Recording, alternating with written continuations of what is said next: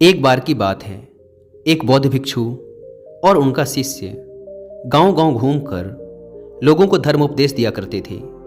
एक बार जब वो एक गांव में धर्मोपदेश देकर वहां से चलने ही वाले थे कि तभी जोरों की बारिश शुरू हो गई। उन्होंने बहुत देर तक प्रतीक्षा की, लेकिन बारिश रुकने का नाम ही नहीं ले रही थी। तो उन्होंने निर्णय लिया कि वो इसी गांव में एक छोटी सी कुटिया बनाएंगे और अगले कुछ हफ्तों तक इसी गांव में रहेंगे। उन्होंने गांव के बाहर एक छोटी सी कुटिया बनाई और वहीं रहने लगे। लोगों को उन भिक्षुओं के मुंह से बुद्ध की शिक्षाओं को सुनना बहुत ही अच्छा लगता था। इसीलिए हर दिन बहुत से गांव वाले उनके उपदेश सुनने उनके पास आने लगे। गांव के लोग उन बौद्ध भिक्षुओं से गहरा स्नेह रखते और उन्हें बहुत मान सम्मान देते। वो उनके खाने की व्यवस्था भी करते और बहुत से गांव वाले तो उपदेश सुनने के पश्चात उन्हें कुछ उपहार भी देकर जाते।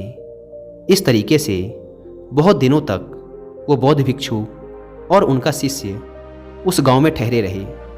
फिर एक दिन अचानक बौद्ध भिक्षु अपने शिष्य से कहते हैं कि हम बहुत दिनों से इस गांव में रुके हुए हैं, अब हमें यहाँ से चलना चाहिए। यह सुन शिष्य कहता है, लेकिन क्यों गुरुजी, हम यहाँ कितने अच्छे से तो रह रहे हैं, यहाँ के लोग कितने अच्छे हैं, ये हमें इतना मान सम्मान और उपहार भी तो देते हैं।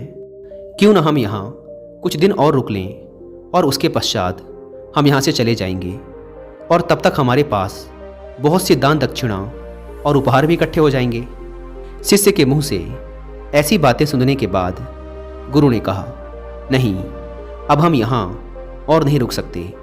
हम यहाँ पहले ही बहुत रुक चुके हैं और हमें धन और उपहारों के इकट्ठा करके करना भी क्या है।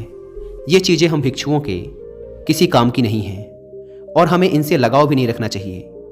हम तो त्याग के मार्ग पर चले हैं, फिर हमें इस धन का क्या करना है।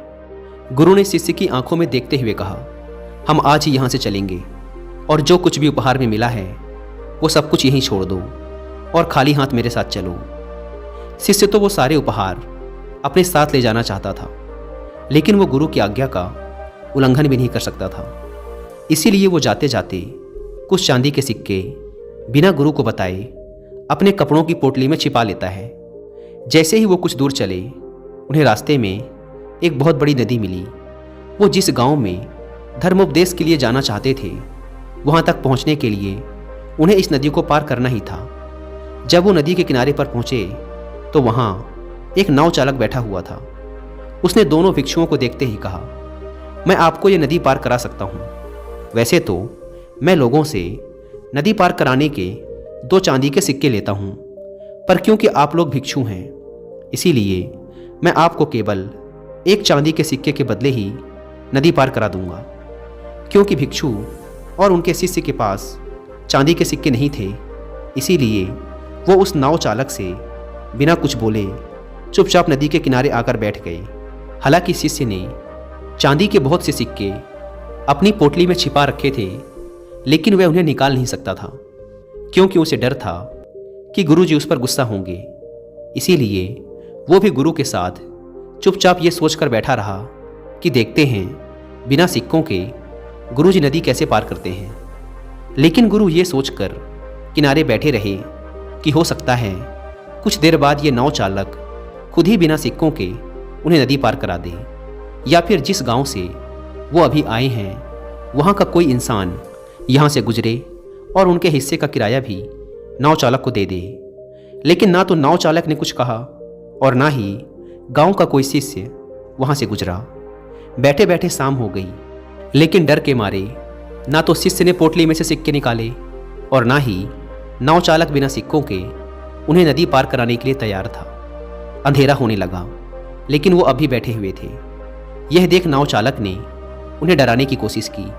उसने कहा, महात्मन, रात होने को है और रात में आप लोगों का यहाँ ठहरना खतरनाक हो सकता है, क्योंकि बहुत से खुखार जंगली जानवर रात में इस नदी में पानी पीने आते हैं और आपके साथ कुछ भी हो सकता है। इसीलिए या तो आप जहाँ से आए हैं वहीं वापस लौट जाएं, या फिर मुझे सिक्के देकर ये नदी पार करें और अपने गंतव्य तक पहुँचें।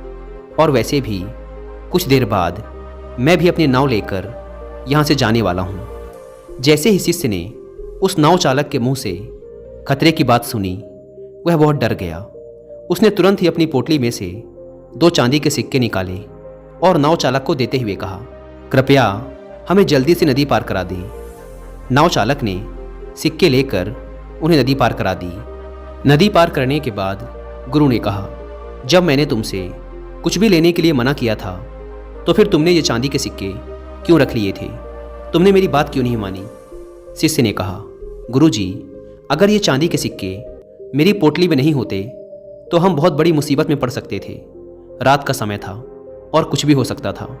इन सिक्कों ने ही हमें सुरक्षा दी है और आप धन्यवाद करने की बजाय मुझे डांट रहे हैं। यह सुन गुरु ने मुस्कुराते हुए कहा, जब तक ये सिक्के तुम्हारी पोटली में बंद थे तब तक हम मुसीबत में थे, लेकिन जैसे ही तुमने इन्हें बाहर निकाला मुसीबत खत्म हो गई। और मैं तुम्हें यही समझाने का प्रयास कर रहा था कि असली खुशी देने में है, त्याग में है।